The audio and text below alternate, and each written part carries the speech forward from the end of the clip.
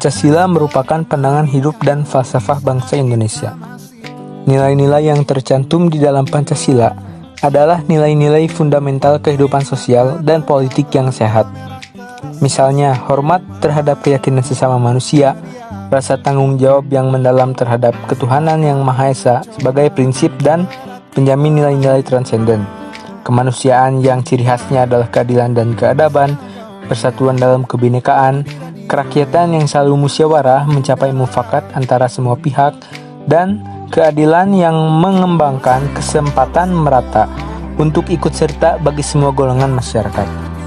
Namun dalam penerapannya, di Indonesia ini seringkali terjadi permasalahan-permasalahan yang melenceng dari Pancasila.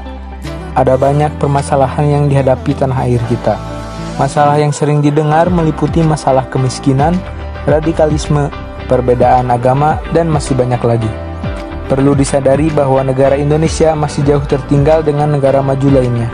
Maka perlulah masyarakat mempelajari lebih dalam mengenai Pancasila, supaya warga Indonesia bersatu dalam mencegah masalah.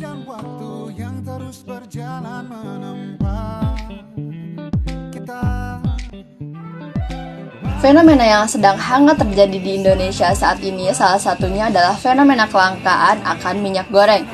Harga minyak gorengnya langka membuat banyak penjual menjual minyaknya dengan harga yang mahal.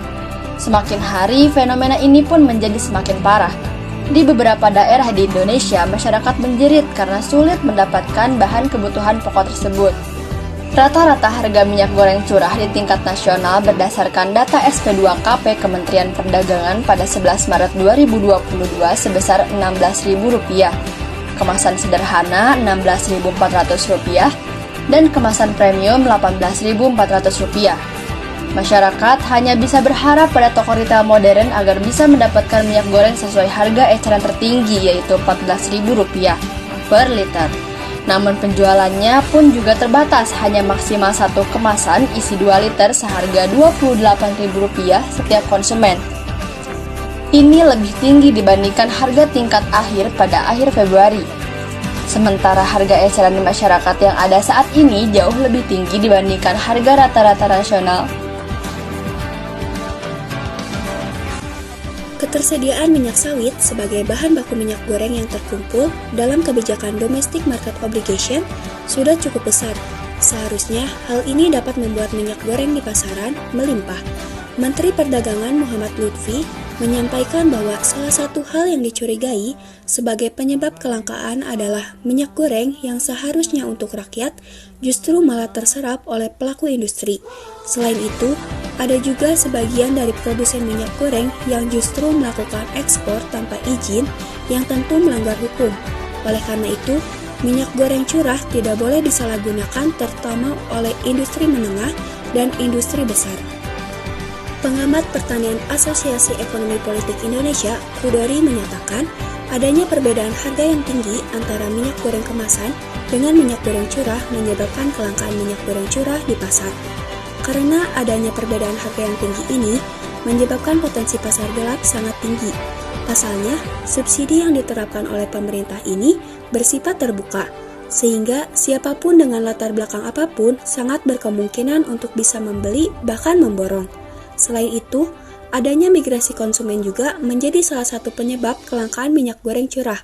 Sebelumnya, konsumen minyak goreng curah adalah masyarakat menengah ke bawah.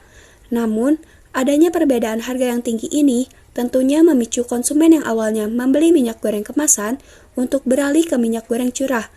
Hal itu tentu saja akan menyebabkan adanya perebutan minyak goreng di pasar.